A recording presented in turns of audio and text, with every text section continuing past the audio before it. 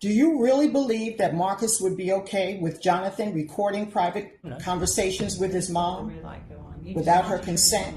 Would Marcus be okay with Jonathan blackmailing his mom?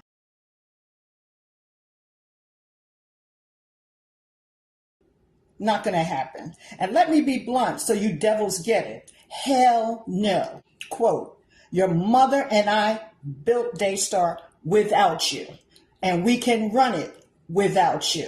So this is just a reminder that Rachel Lamb Brown and aka Josh Brown, Pete, are now running Daystar TV, America's second largest Christian TV station, going out to billions of people. And there are still allegations circulating that Pete was possibly the one that essayed Baby Lamb. I'm here with my beautiful wife Rachel and our son Noah. Can you say hello? Pete is now running Daystar. I'm going to say that again. Does anybody care about the children, man? I'm going to put on a quick people close to Pete have released regarding his behavior. Stunning new videos of police interviews of a Daystar TV couple reveal never before reported facts in the case of Baby Lamb's alleged abuse and cover-up. As you may know, Baby Lamb refers to the daughter of former Daystar TV Vice President Jonathan Lamb and his wife Susie Lamb.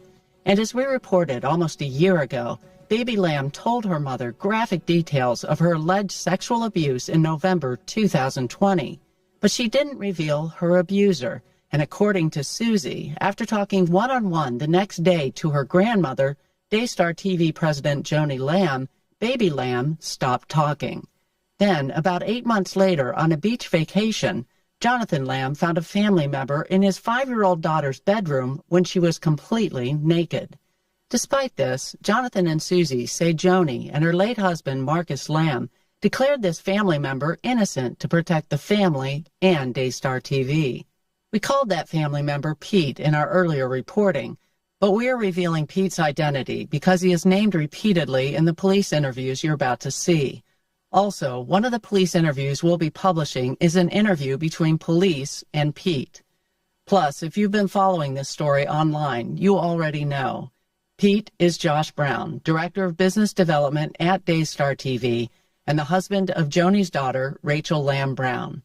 To be clear, Josh has never been charged with a crime, and the police investigation involving Baby Lamb was closed last May due to insufficient evidence. At the time, police in Colleyville, Texas, noted that Baby Lamb has not yet had an outcry. This is a statement of her abuse to police. However, they say if she does, they will reopen the case. So just a friendly reminder for everybody what has transpired up to this point. Allegedly, Pete was in this room with a naked child that wasn't his own, and these allegations have still not been reconciled. The police only closed the case because they're waiting for the victim in the case to have an outcry. So despite what Daystar says, nobody has been cleared of wrongdoing in this case. And the police only closed the case until Baby Lamb is willing to come out and speak about this, which they spoke with therapists, etc. They have to wait for her to have an outcry, for her to explain all of this, because it could be damaging for them to try to force something like that to happen. But in the meantime, we are still left with all this information about Pete that we can't reconcile. And we're going to give a friendly reminder for some other information about Pete today that has been circulating in the past. And it's just a reminder of the really creepy behaviors of Pete. And now Pete is helping to run Daystar, to be the face of Daystar TV, yet his name hasn't been fully cleared. I covered a statement from Lance Wallnau on my channel, one of the major leaders in the NAR, where he stated that Pete should definitely do more to clear his name. But for whatever reason, they wouldn't do it.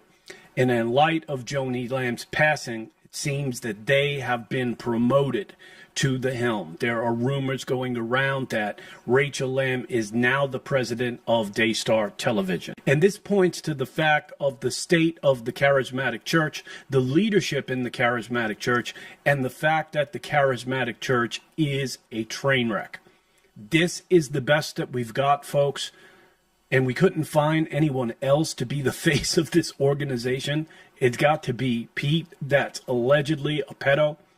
Now we're going to take a look at Rachel Lamb's own sister, and sometimes co-host on Daystar TV, explain the creepy behavior of Pete. And they disclose that they don't even allow their children around Pete. Man, must be a really strange work dynamic up there at Daystar. Let's get into it. What I found was alarming. What kind of stuff was alarming?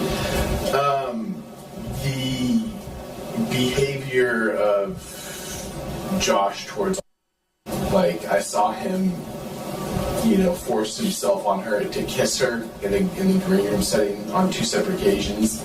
And both time I was just like, ooh, just why is he doing that? And I just went and told parents, Jonathan and Susie, I was like, hey, just so you know, I saw this. Well, I welcome you guys back on here. If you are new, consider subscribing, liking, and also share this video.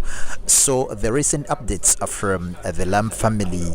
Now it really looks official that Pate and the wife Rachel Lamb Brown, they are actually running Daystar Television. Like you've heard from the audio at the beginning of this video, when you happen to look at how events are unfolding at Daystar Television Network, it seems Rachel and Pate are officially, they are at the helm, the president. And of course, we know, with all the allegations that Pate actually aired, Baby Lamb, in the audio Rolls report released. So we are asking ourselves the question, if all those allegations are actually still in place, because we all know the case was just paused.